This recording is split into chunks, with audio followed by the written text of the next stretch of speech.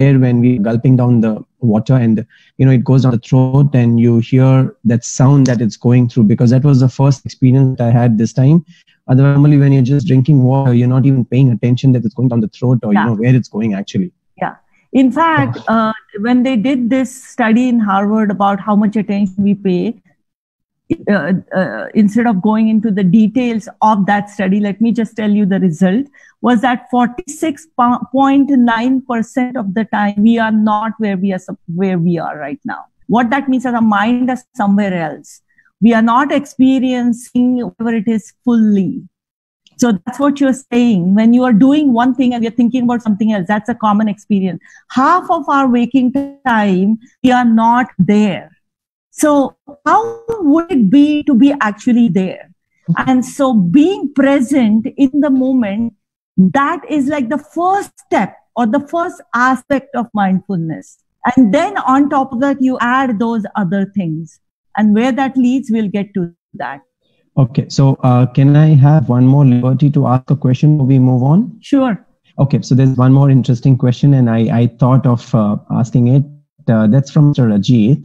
Okay. If I pick up the phone, am I expected to mindfully taste it? Now, I'm sure the answer is known to everybody, but still I thought of asking it. I mean, some people may want to. That's a question.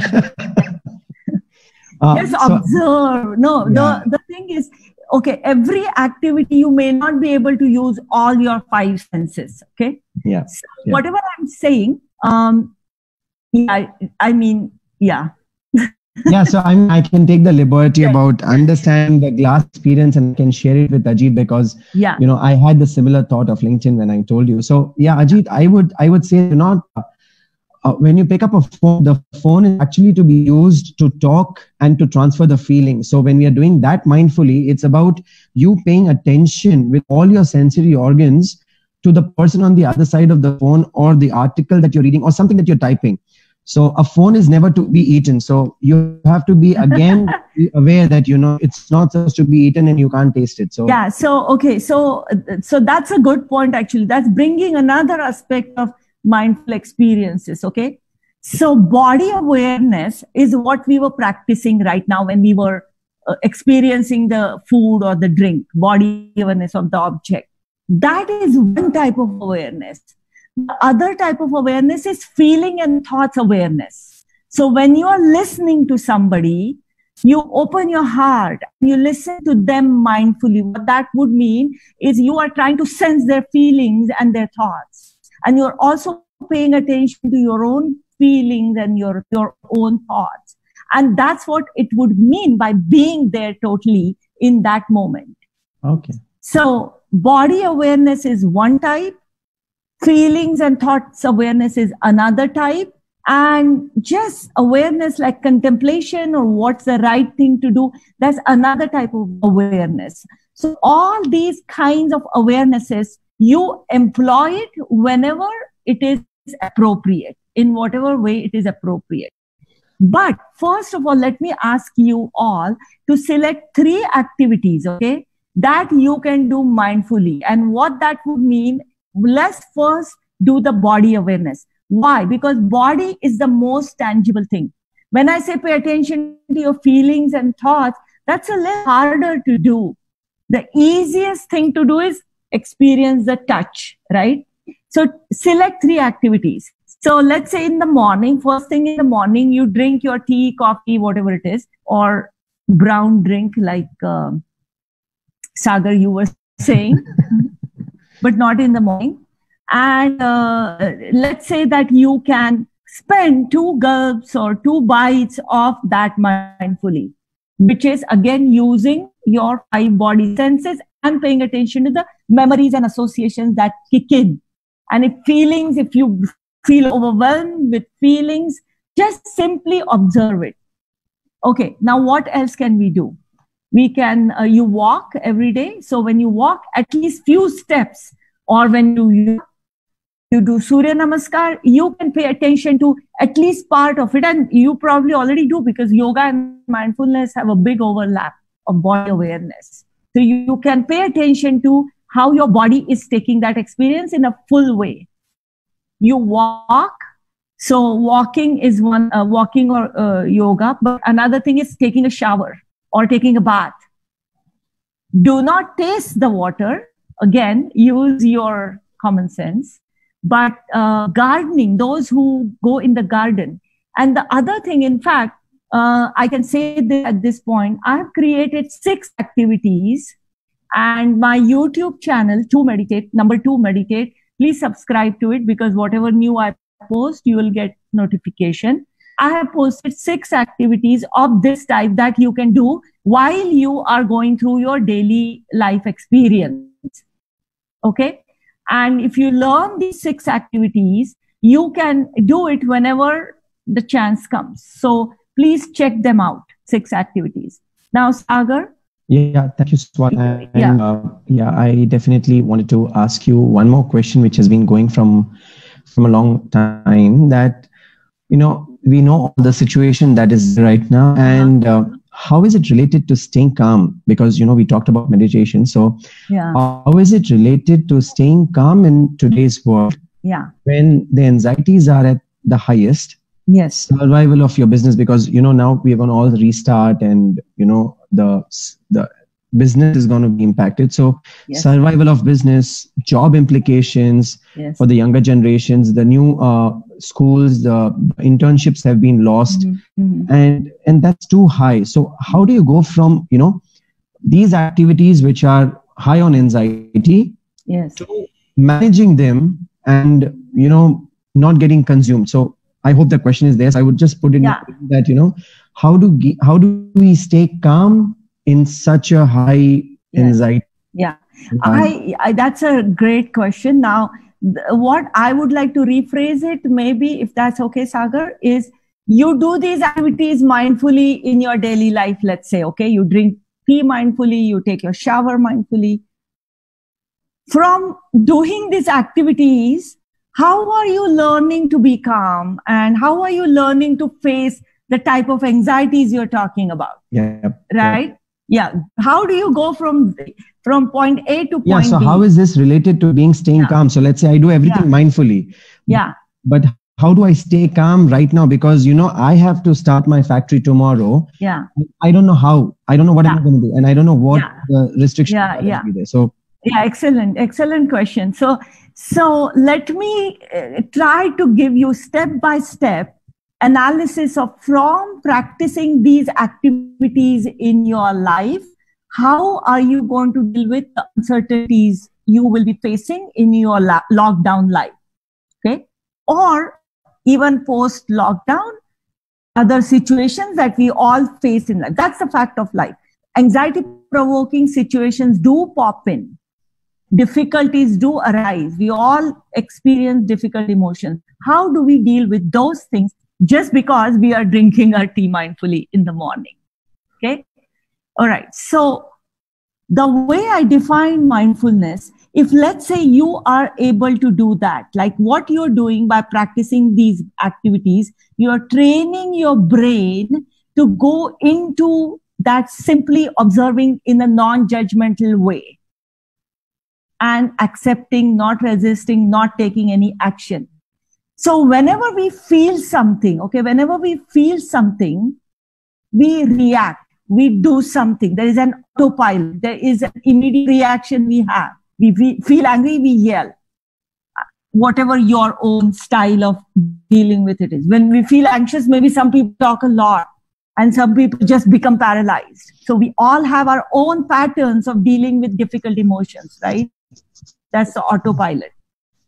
So let's say that when you feel and when you express, there is a moment in between. And mindfulness is asking you to pay attention to that moment, stretch that moment, because that's where your freedom lies. So your impulsive reaction, your autopilot reaction, you are learning to stop that.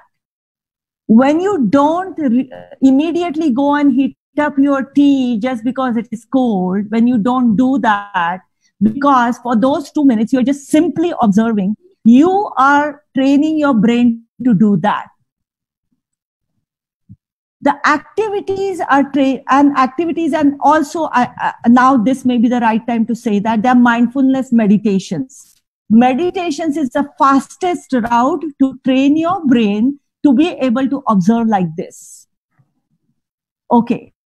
So when you train your brain to do this with the tea drinking, it is getting a general purpose training too. So whenever some difficulty arises, you can use this particular training, that mindful brain will kick in. So what does that mean in anxiety situation? So give me an example and I can tell you how it would be different to react to that particular situation. If your brain was trained into mindfulness, how would you react to an anxiety provoking situation differently? Give me an example, Sagar, of a situation. Then I'll tell you how somebody who is trained into mindfulness would react to it differently. Okay, so let me give an example. I have got two kids, 3 years and 7 years. Yeah. And, keeping them in house is a challenge right now because, they want to go outside and they are getting trapped right now. Yeah. And for every small thing, they will fight, and they will fight about pulling their hair, beating each other. Yeah. So what do you do? Now, I know that this is the point. I know that they are, they are quarantined, they are grounded at home, and that's what making them do all this. Yeah. But how do you stop them fighting? That's not anxiety though, but that's something which is bothering. Yeah. I think almost everybody, every listener would have experienced that in the house when they have kids around. Right. I have to tell you that I have a video on this on my YouTube channel, like parenting during lockdown period.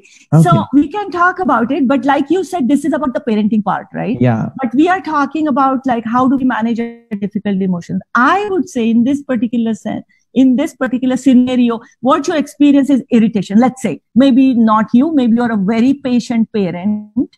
But maybe you experience irritation and maybe you say something to your kids that later on you feel like I shouldn't have said it. Yeah. Let's assume that, right? So let's say you slap them. Let's go to the extreme. Okay. You beat them up. Okay. So give them electric shocks. I'm just joking. Okay. But anyway, so let's say that your reaction is to slap them, and then later on you know that physical punishment is hurting their self-esteem or whatever it is that you're thinking about. So if, let's say, you were trained into mindfulness, what you would learn to do is not to react right away, not to take any action. You will watch your irritation. You will watch your irritation without expressing it. So it is no express, no suppress, just simply observe. So you are not saying, oh my God, I'm feeling irritated. I should not be feeling that way. Let me get rid of it. Okay, you are not suppressing it, but you are simply observing it. In that moment, you can think how you want to react to your kids.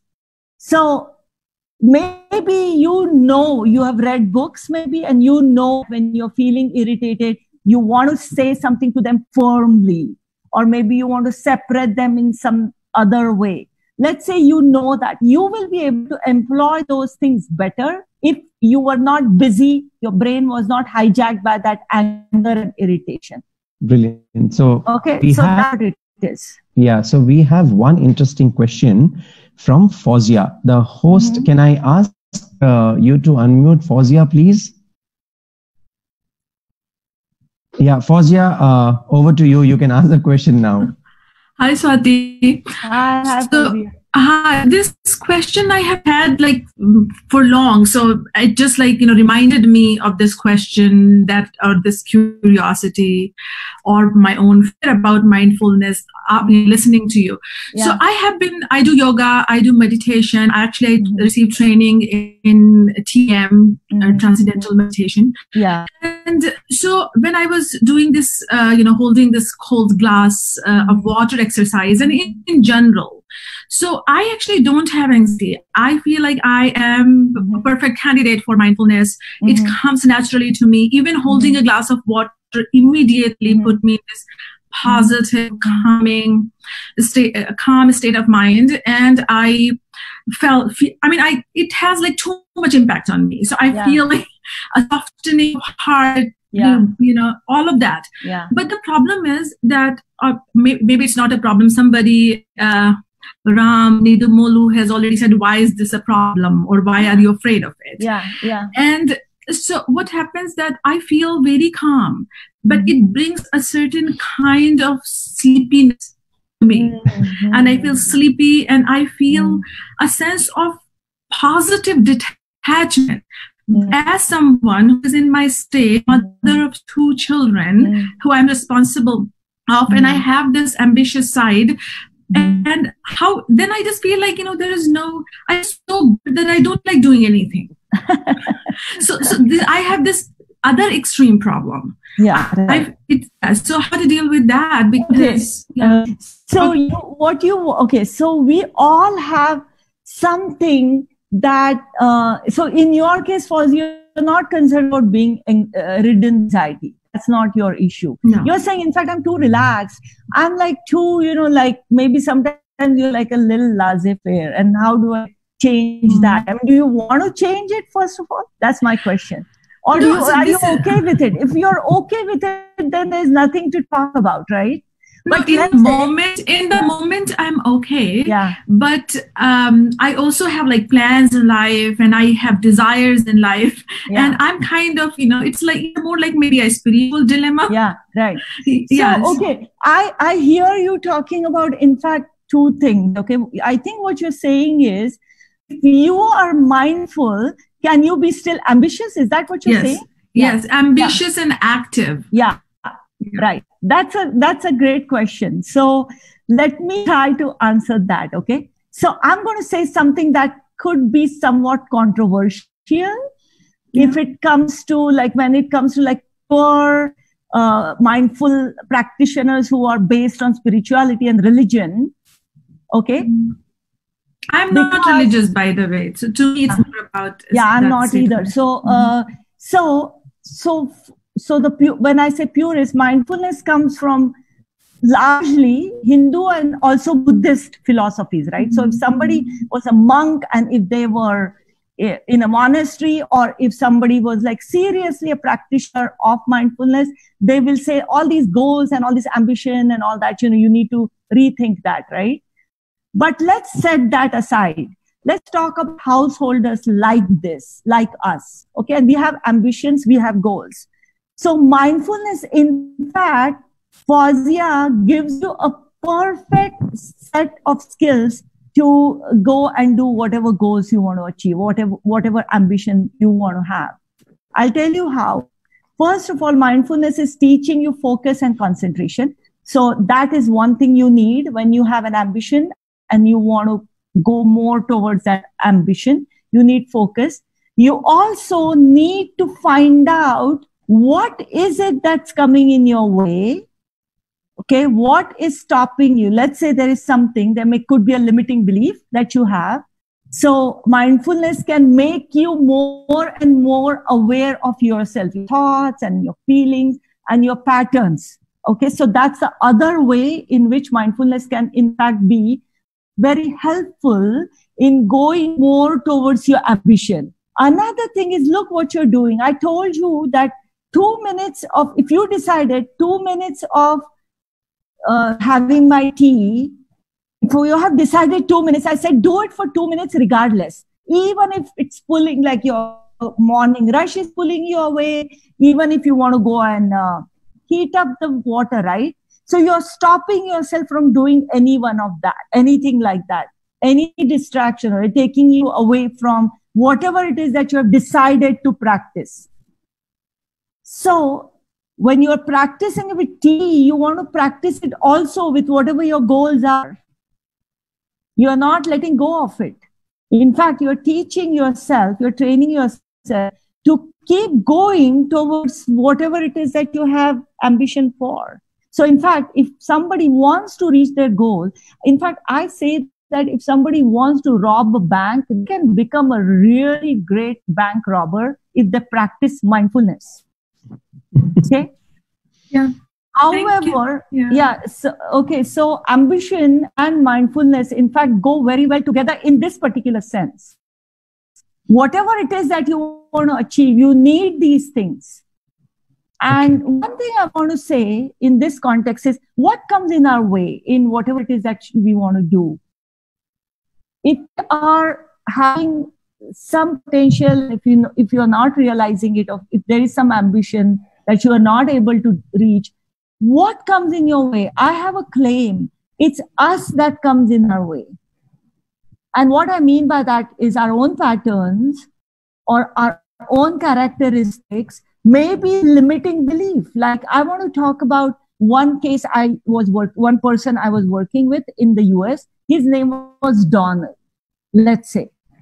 Not Donald Trump, but some other Donald. And obviously the name is changed.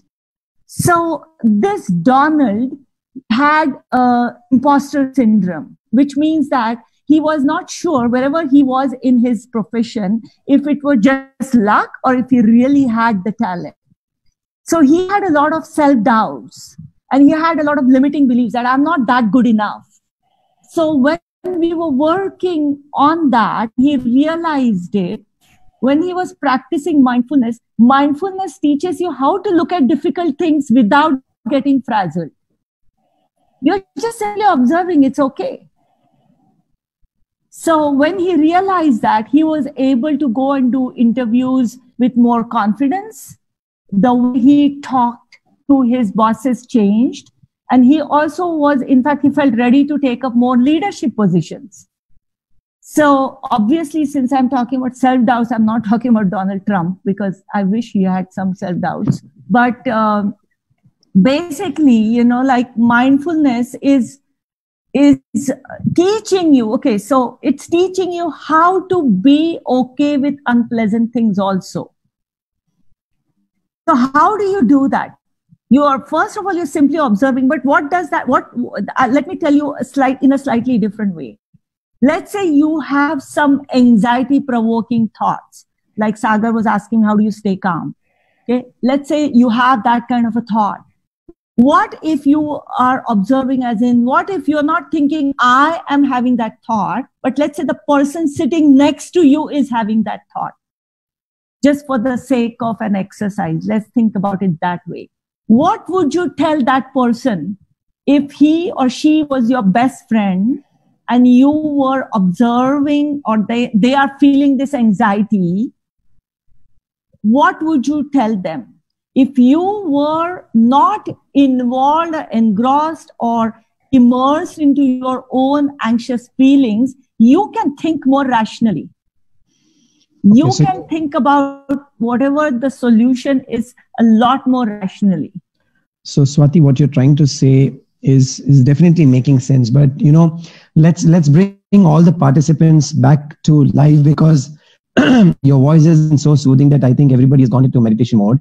So let me ask. Are you saying I'm putting everybody to sleep? No. I'm saying in a good way. So let me ask one question to all the participants, and let's see how awake or aware they are, or how mindful they are. So during this session, how many times Swati has said mindfulness as a word? Can you remember? And just type in the number. Let's see. Do you have the answer to that yourself, Sagar? Yes, ma'am. Oh, wow. Okay, Fauzia, any number. Just give it a guess, no problem. 23 from one of the users. I think that's from YouTube. Fauzia 20, Lakshmi 12. More than 20 times. Yes, Sushila is playing smart. So how was the answer? Yeah, the answer is very similar to the story of Akbar Birbal, where they had to count crows. So no problem. Okay, I see. That's good. So I actually say one more thing about anxiety. Please. Okay, so what happens is when we are anxious, our brain gets hijacked, right?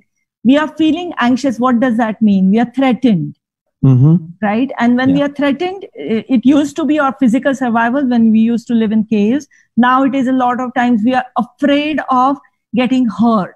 Fear and hurt are two basic emotions, negative emotions that drive us in to get angry, to feel whatever else it is, but fear and hurt. Okay, so when you are afraid, or when you are afraid of getting hurt, your amygdala, your limbic system is basically taking over, right? So if you see a rope, this is a very standard, cliched analogy, but I'll take it up. if you see a rope, if the light is not that, we don't have enough light, you're going to look at the rope and you're going to think that's a snake, right? That's because we are programmed that way. We want to survive no matter what. So we are looking at this rope and we are thinking that's a snake. And we'll have that kind of a reaction. We scream, shout, jump, or whatever it is that we do. At that time, we are not able to think of anything else. When we are angry also, our brain gets hijacked. We are not able to think of anything else. How about we get out of our own way? We free our brain of that anxiety. Okay? So somebody said, so I was talking to a person about this. They said, but what if it is really a snake? Okay, what if it is really a snake? Right? So then what's the answer? So then I told them about another client, another person I was working with. Let's say her name is Majnu. Okay? So Majnu she went to a meditation retreat, a mindfulness meditation retreat.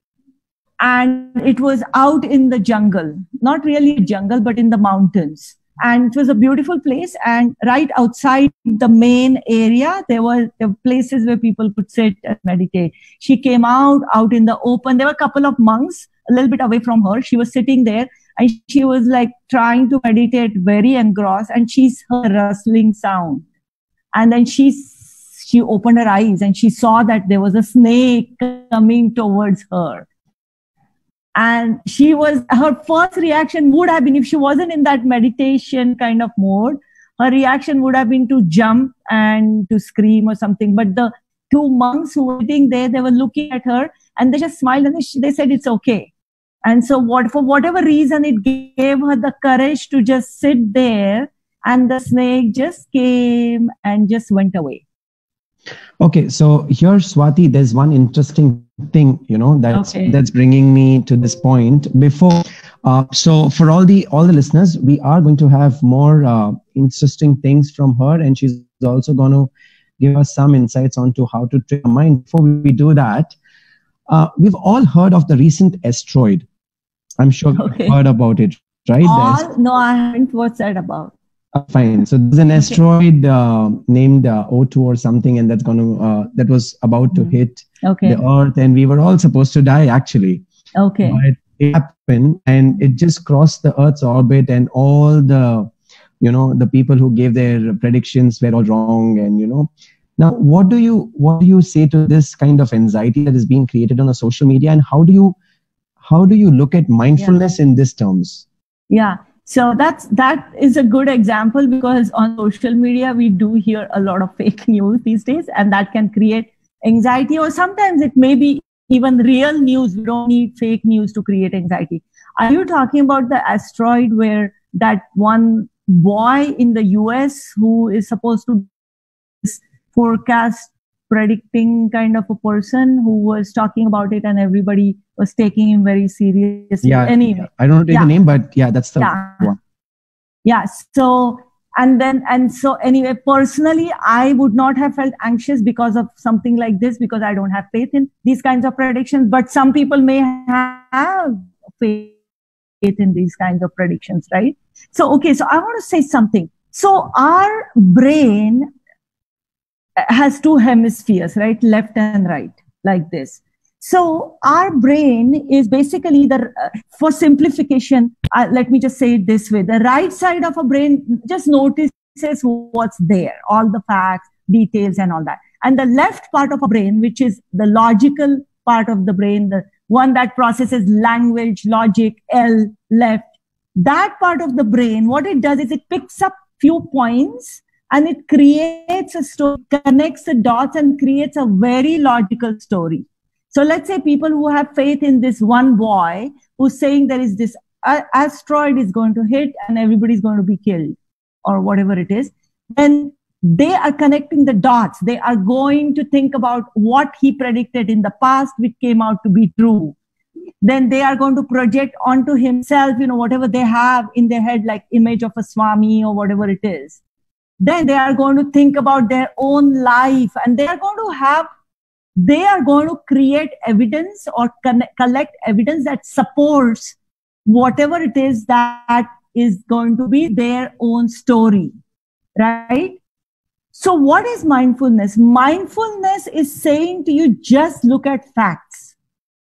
If you're creating stories, learn how your mind creates stories. We all create stories. Think about your own life. I'm sure in little ways, like some people, the husband is not answering the phone call in the office. He must be cheating on me. And then you find out that he was really busy. Or it could be that your child, you are calling, and then you are like thinking about the worst thing. And then as it turns out, the phone was off. So we all create stories like these. Sometimes our stories may not be all false. Whatever we are afraid of, I'm going to lose my job and whatever it is. And maybe that may come out to be true. I'm not saying these are all stories that come out to be false. But just learn about yourself. Mindfulness is about self-awareness. And if there are some things about you that are not that nice, mindfulness is telling you a way to actually look at it and not be disturbed. You take you out of it. You just simply observe. So when you're trying to say this, Swati, there's one thought which is crossing my mind. When we talk about being mindfulness, is it very similar to the Gita Sar, which we always say that, you do your karma or you do whatever tasks you're supposed to do and don't get attached to the fruits or the results. Absolutely. I was not able to recall it in the Sanskrit. Yes. Form, I'm so glad you brought this up, because mindfulness is about that. You're absolutely right. And what is that called? That's called non-attachment, right? So Gita talks about non-attachment. Mindfulness, the idea of mindfulness came much before Gita did. However, again, it was reiterated in Gita. But you know what? I think that Buddha, who made mindfulness as one of the central part of his teachings, he was a genius. And I'll tell you why. Because, yes, Gita tells you that, non-attachment, but it doesn't tell you how to actually make your brains non-attached. Okay. But mindfulness meditations, the Buddha gave a specific mindfulness meditation. I didn't get into that today. What are mindfulness meditations? I told you about activities. Mindfulness activities, mindfulness meditations, these are actually tools or methods to teach your brain how to be non-attached. So when we're talking about being non-attached, that brings me to one more point, which is about relationship. Now, when we talk about relationship, be it husband-wife, or be it a father and child, or be it parents and elders or somebody. So how does it improve relationships? I mean, we're talking about being detached, and at the same time, we live in a family, we live with people, we live with society. Yeah. So can you throw some light? Or So that's interesting. First of all, I think detachment is different than non-attachment. Okay. Detachment will be, I don't care, or it doesn't matter whatever is going on with you, I'm okay, like that, right? So that's not what we are talking about. So what is non-attachment? Let me just say that. Non-attachment, I said mindfulness, but non-attachment in another way of saying it is what you're training yourself to do is when something is unpleasant, you don't need to run away from it. And if something is pleasant, like tempting you, some desire that is like pulling you towards it so much desperately, you don't need to get into desperation. So that's what you are teaching yourself. Okay? Okay. All right. So that's non-attachment. So when you are non-attached, what does that mean? When let's say your wife, is... or whoever, parent or whoever, you're talking about relationships, right? Yeah. So when something happens in the relationship, what does typically, first of all, there's so many ways. First of all, you have your immediate reaction. You are learning to stop your immediate reaction. And you are thinking about what's more effective. Your pride is going to be affected. When you're non-attached, your pride is not so involved. You realize that, it is okay to look at it from the other person's point of view, because you are, so anyway, so non-attachment is again about same thing as learning to deal with difficult feelings, like simply observing and all that. But there is one other thing I want to say, okay? When it comes to relationships, you are right. We live with people and we want to be attached. And is non-attachment opposite of attachment? Yeah. Okay, that's what you're asking. Okay, not detachment, but is it opposite of non? So it's not the opposite, but if you want to have good relationships with people, beware of enmeshment. Okay, enmeshment means that everything that person does affects you, even when they are doing their own life. It can affect you, and you try to control it. They feel bad and you start crying. All these things are enmeshment. But enmeshment leads to not healthy, not really good relationships. You don't want to control the person, right? I mean, controlling creates unhappiness in you and in the other person. Okay. So enmeshment, so get rid of enmeshment. So non-attachment helps you to do that. And there is one other thing. In mindfulness philosophy, there is a part that balances this fear of non-attachment. What you're saying is non-attachment may sound a little bit like detachment or something like that to some people. So to balance that, when you're practicing mindfulness, you also practice compassion. So is there a compassion is in my view, compassion is you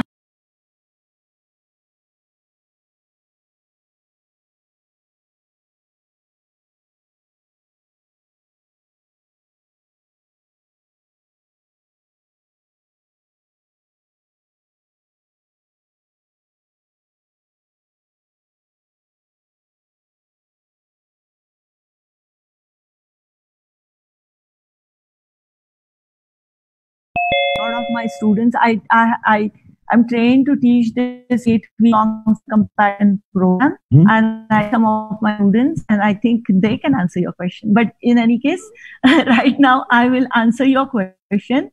Okay. So compassion must include self-compassion, okay? Because if it's like, standard example of on the plane, they tell you, the oxygen mask falls. First, give yourself oxygen before giving it to the baby, right? If you are a very hurt, wounded person, it will be very hard for you to help another person. Makes sense, yeah. Right? So compassion includes compassion towards self. So yes, self-care and other care needs to balance. Yes. Yeah. And balancing, you'll need to figure that out. You need to struggle with it. But self-compassion is a must. And by the way, can I define compassion? What does compassion mean to you? Can you tell me what compassion means when I say, compassion is an essential ingredient of having a relationship? What does compassion mean? It's about understanding the feeling of your partner or somebody who is there in front of you, and not just understanding, but also, feeling that sense, that why would have done that? Like, let's say I'll go back to the example of the kids. So rather than, shouting at them, or as we said, let's say we being physical with them, we have to be compassionate enough to understand that, they're being quarantined. For them, this word itself is, they don't know the definition of it. They're not allowed to go out of the home. They're locked in the door, and 24/7, they're just revolving around those areas. So for me, compassion would mean to understand and step into his shoes and understand that why is he feeling trapped? Yeah. And then react. So you're talking empathy. Are you talking empathy? No, I mean, they're very, very similar, but there's a very thin line between empathy and compassion is what I understand. Right. Yes. So compassion is empathy. I'll give you the definition that His Holiness the Dalai Lama gives, which is, it is empathy, but it's one step after empathy, which is to have a sincere wish that the pain of the other person be reduced. Oh, okay. is to have that sincere wish. Mm-hmm. So whether that wish would result into action or not, that would depend on the situation. Okay.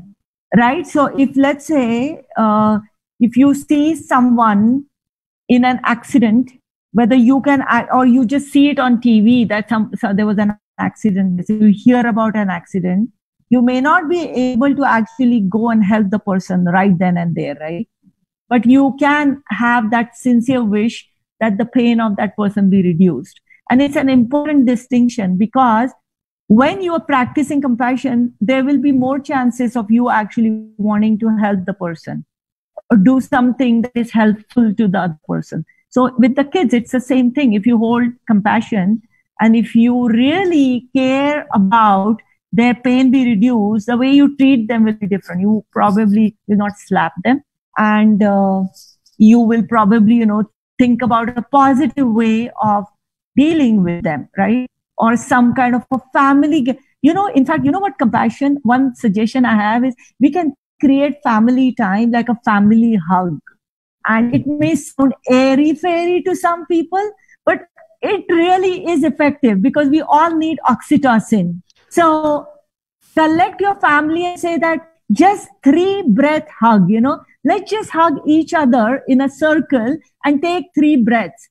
And you will see it creates so much love and caring for each other in the family. So let me interrupt here and give this thing to all the listeners today and even later. Yeah. If you are following this video and if you're watching this video, I request all of you to have one family hug today. Post it on any social media that you like, Instagram, Twitter, LinkedIn, Facebook, anything. Yeah. And just tag Samanvai so that we know that our message has reached to you. Just use the hashtag Samanvai for arts. So please share your family picture with the hug and let us know that our message has reached to you. And Swati, one thing that I would love to, do it today, while we are talking about compassion, we are, I think, 29 people right now on the call. Can we do one simple practice of compassion for all the people who are suffering COVID-19 right now and, do something? Yeah, that's a great idea. And in fact, I was going to suggest, let's do that. Let's do just a few minute meditation. Now, what is the difference between meditation and other activity? So meditation would be a little bit more formal, where you sit with your spinal cord straight. Hopefully you close your eyes and you focus on whatever it is that you have decided. That's basically meditation. You're not doing everything else. You're not leading life at the same time with your actions. Okay. So right now, let's practice compassion. COVID-19 let's do it for COVID-19, because everybody is suffering in some ways. Yes. And even if it's not suffering, and if you yourself maybe actually, my God, this is such a great time to take a break. However, you watch TV and you see the my neighbors or somebody else like that. Okay, so let's close our eyes and take a few deep breaths.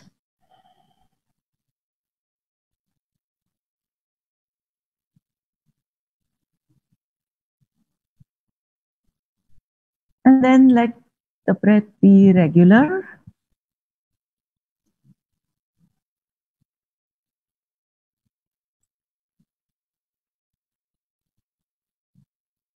And before we start compassion, let's think about who it is or what it is that you want to give compassion to.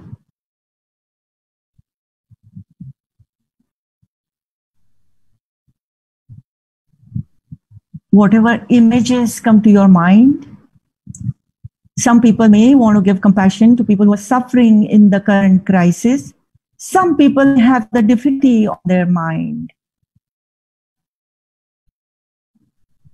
Allow that image to come to your mind's eyes.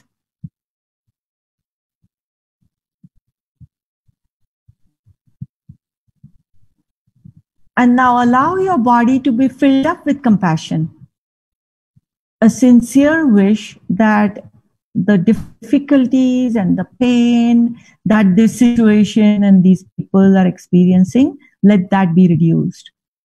See if you can totally, absolutely focus on this sincere wish and let your body be filled up with that wish.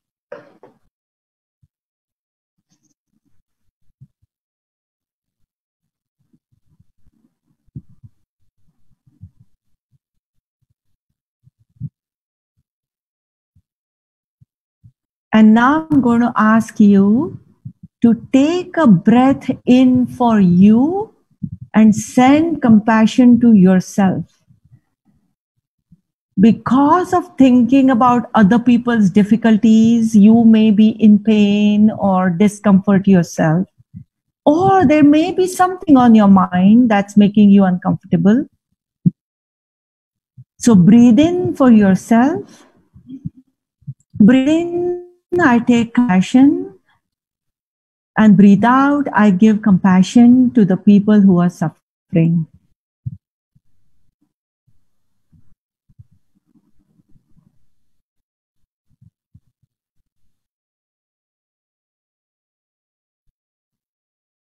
Breathe in compassion and breathe out compassion.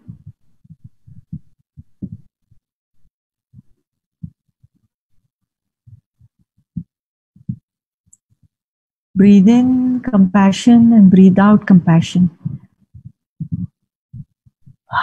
When you breathe in, pay attention to the energy that the oxygen is bringing to you and the compassion that you are experiencing because of breathing it in.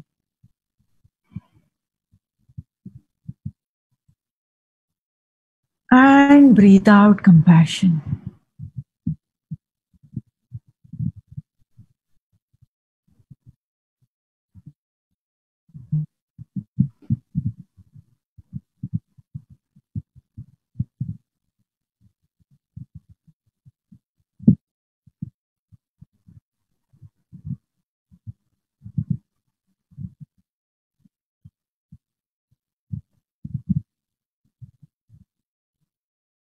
Breathe in compassion and breathe out compassion. Send a wish that the pain be reduced.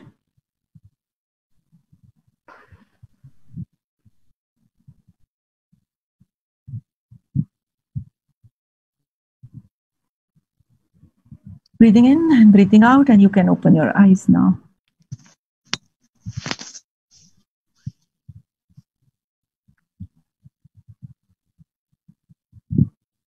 Thank you, Swati.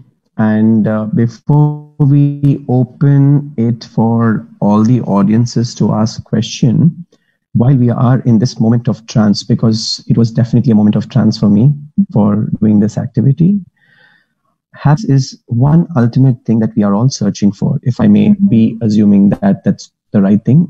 Nowadays, I see so many young generations link the word passion and, they start following their passion without understanding that, is it right, wrong, or it's going to be right step to take, and they leave their jobs and just follow the passion without even thinking that that's going to be a fuel to fill that passion. How do you look at that perspective of happiness, passion being related together? Do you think that's the right way? Right. That's a great question. Again, and I may be saying something somewhat controversial. However, passion, okay, so if mindfulness is defined as non-attachment, okay, then it may seem like it's opposite of passion, right? It may seem like that.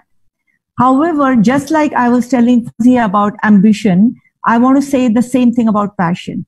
You are right. Young people these days, they equate happiness with passion. The message is follow your passion, follow your heart, experience your dreams or fulfill your dreams. And is that the way to go towards happiness? So let's not get into the philosophical aspect of it. I just want to define two things. One is happiness, which happiness a lot of times seems like it just feeling pleasant feelings all the time. Okay. That's how happiness sounds like. But that really is not happiness. Happiness is about meaning, about finding your fulfillment. Okay? It's about meaning. So think about it. When you're doing something that is meaningful to you, it may even be stressful. It may not always be pleasant, but by doing it, it will give you, when you're working hard at something, it may not be pleasant, but when ultimately you do see, like whatever it is, maybe you're trying to help somebody or help yourself, and it works out, then you feel a sense of meaning, right? So first of all, I want to define happiness like that. Second of all, you are saying passion is the best way to actually practice passion. Okay. So you're talking the young people, are they misguided in saying that, okay, just follow your passion? I don't think it is right to, this is my opinion. Okay. I'm not talking about just mindfulness. It's not probably right to just tell them, hey, look, Steve Jobs, he dropped out of college and he started Apple,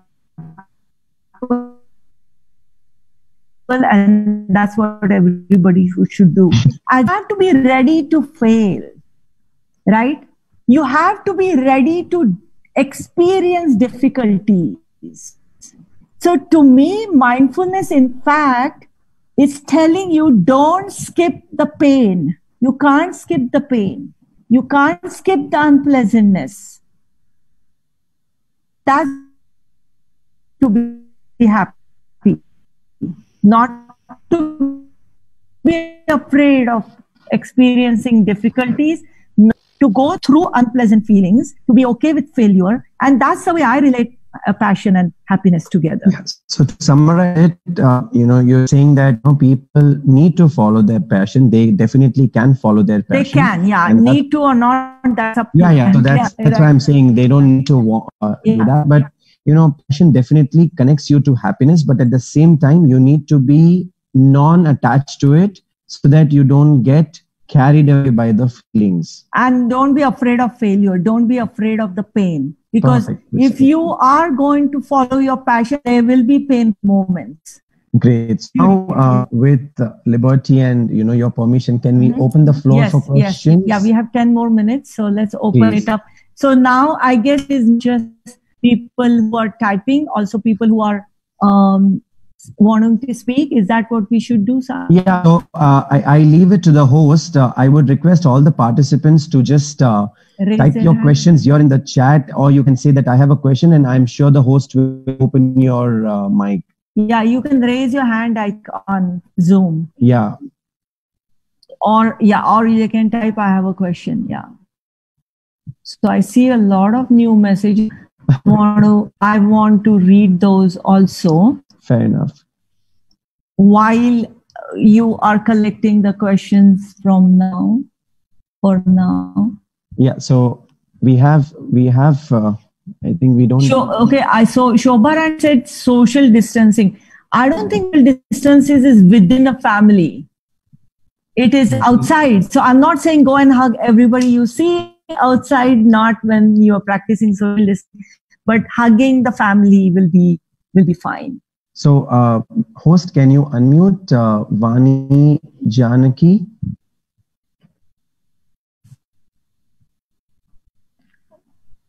Vani, are you there?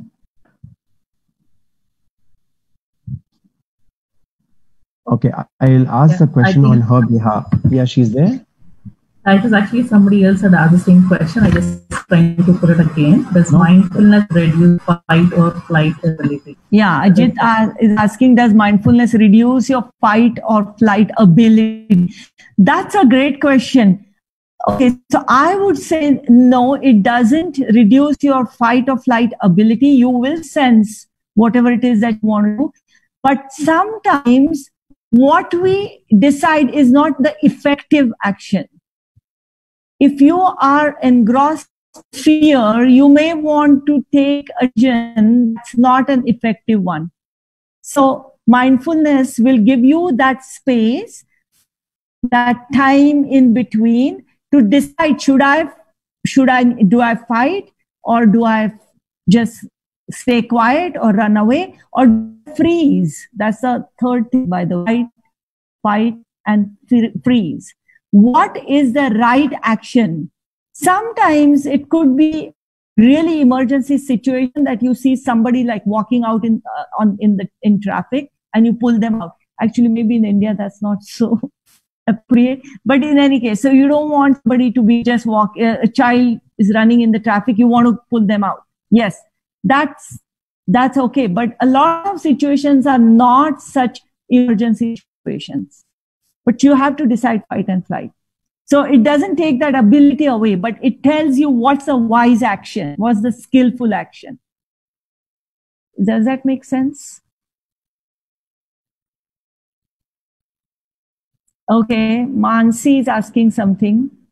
She's saying enrichment or excessive attachment is workable only when all people involved in the family are able to accept it. So if I follow non-attachment, unmuted. Either that or I'm reading her question. If I follow non-attachment and others keep it, how will my life turn out to be?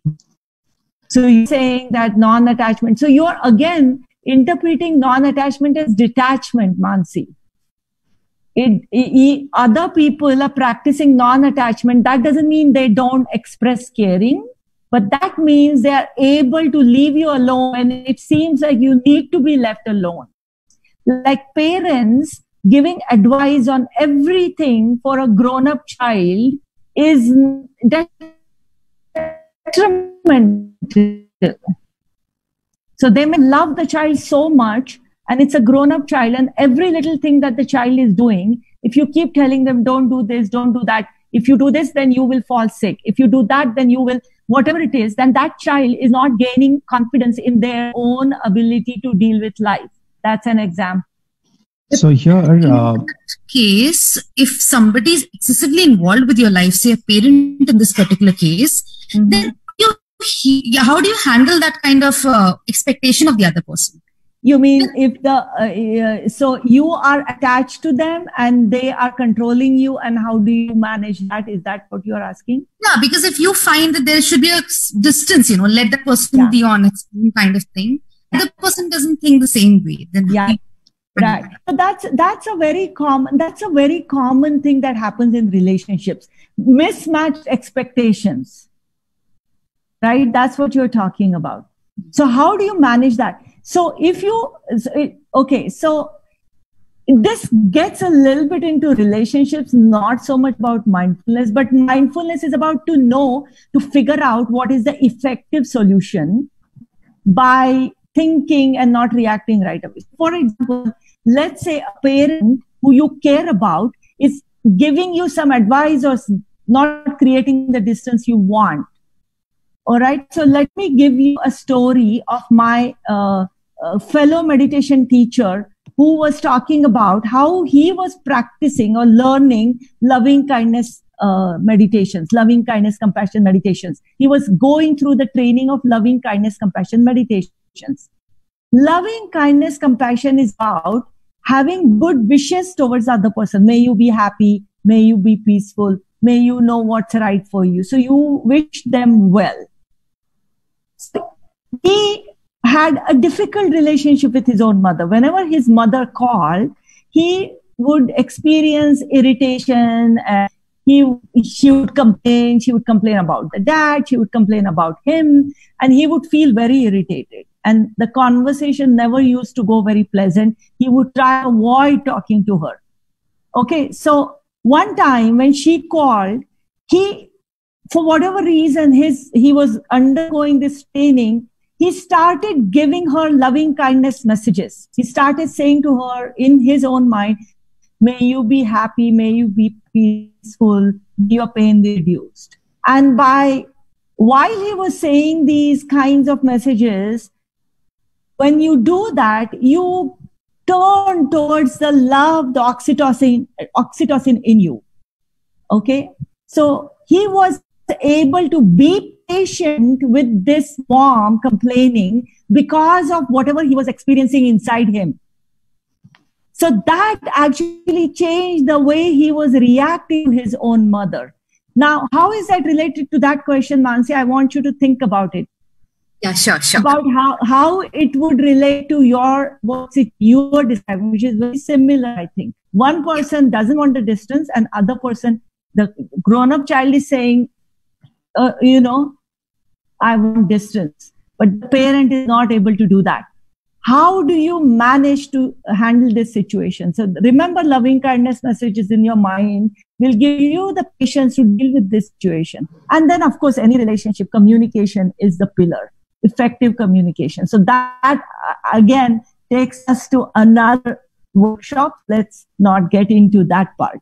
So Swati, with your permission, can I just relate this to that parenting need be like a gardening or just growing a plant where you given the right fertilizers, which is culture. Mm-hmm. You do the watering of the plant, which is love and care, and you give the soil, which is the basic amenities. Yeah. And you leave it to the plant to give the flowers and the fruit whenever it needs to be or when it blossoms. You can't force the plant to bloom the flowers. The same way you can't force the kid to, you have to get 98 percentile, you have to be there for this exam. So don't pressurize the kid. Does it make sense in the right context of the question and that being discussed? Again, this particular discussion is neither about parenting or about relationship themselves, but just a tool, whatever you think is right, Sagar. So if you think it's not right to demand, you need to give me 98%, otherwise or else. If you think that is not right, okay, how do you actually implement it? Mindfulness is a general purpose platform that's allowing you to implement whatever you believe in. Okay. So you get a lot of very nice messages, like lots of gurus and swamis, especially here in India, everybody is a swami. So there is a lot of advice that comes to us, and some of it is really good advice. Like even when I said karmanya vadhikaraste, we know what the right thing is, but does that mean we can actually implement it in action? Yeah. So that is hard, and mindfulness is a tool that tells you how to change your habits, your autopilot habits, and how to actually slowly but surely start implementing what you believe in. So it's giving you a tool. Make your brain mindful. Follow these activities. Follow mindfulness meditations. And then it will help you to change your habits. In fact, if you go to sort of more religiously oriented or more than religious, I don't know how to say it, they will say that your habits are formed from your thousands of lives. So forget about it. If you don't believe in Punarjanma and all that kind of stuff, even in our own life, we have formed a lot of habits. So to change habits is difficult. And for that, you need to, mindfulness is one such tool. So mindfulness is it about, some people think about it as a relaxation, stress reduction, relaxation. That's one part of it only. It's more than that. People think about it as meditation. That's a big part of it. That's the way you practice the way you make your brain mindful. But that's not the only thing. You can also practice it by using mindfulness activities. Okay. When people think about it as a happiness tool, it's not just about knowing how to be pleasant, how to experience pleasantness. It's actually about how to go through unpleasantness and how to transcend the pain and unpleasantness. So all these things are together in mindfulness. So we have one last golden question coming from Ram. Can we have Ram unmuted, please, or should I read it? Why don't you read it? Sure, ma'am. Okay. So what are the limits to mindfulness?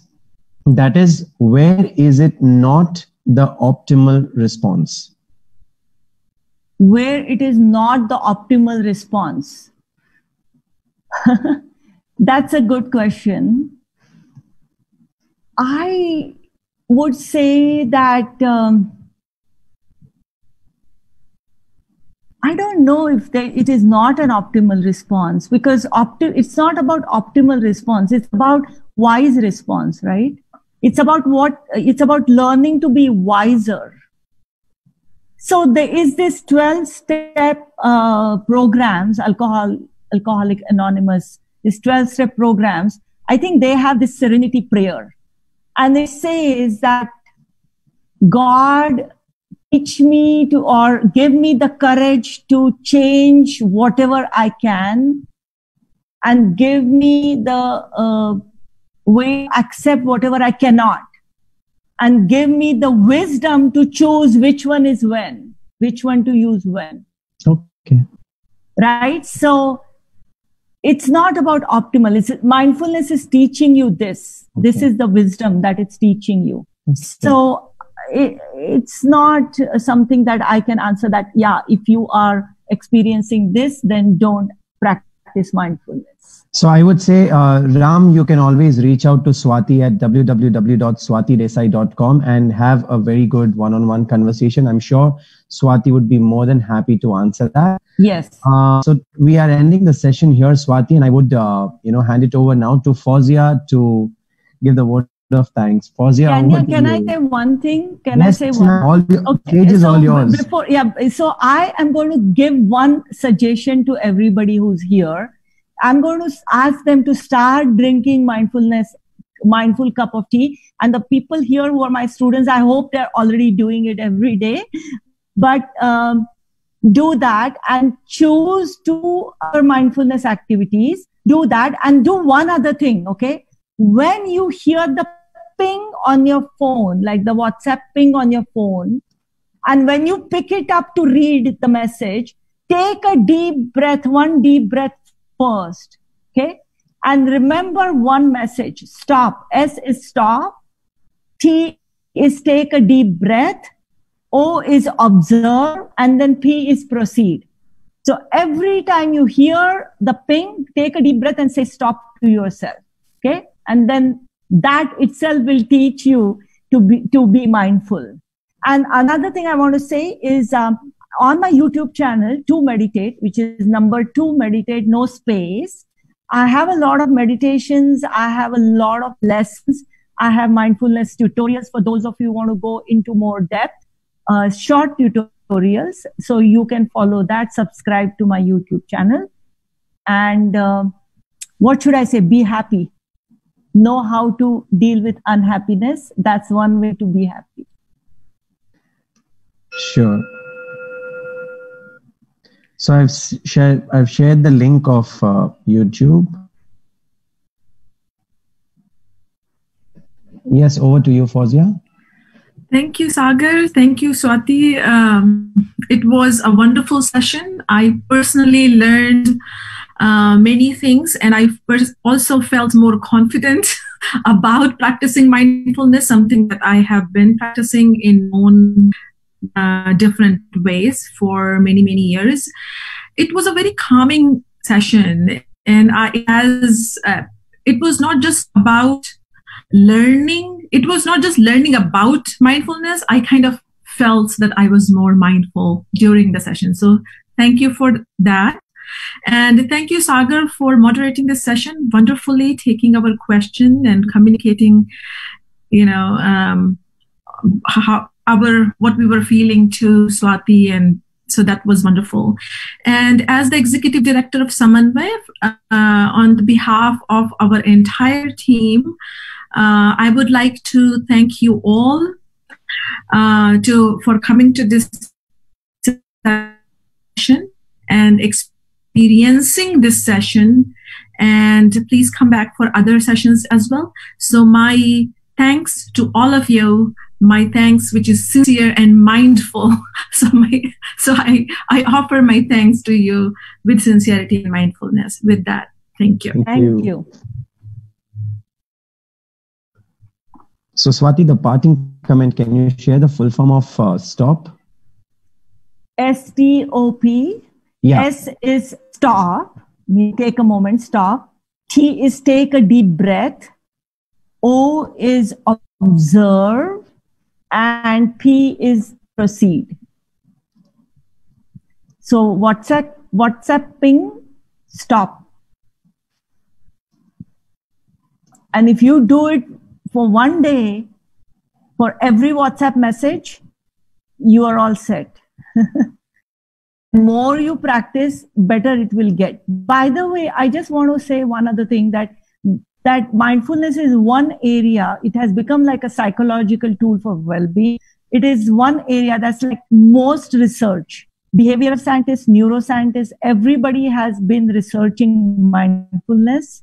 There have been over 6,000 studies about mindfulness.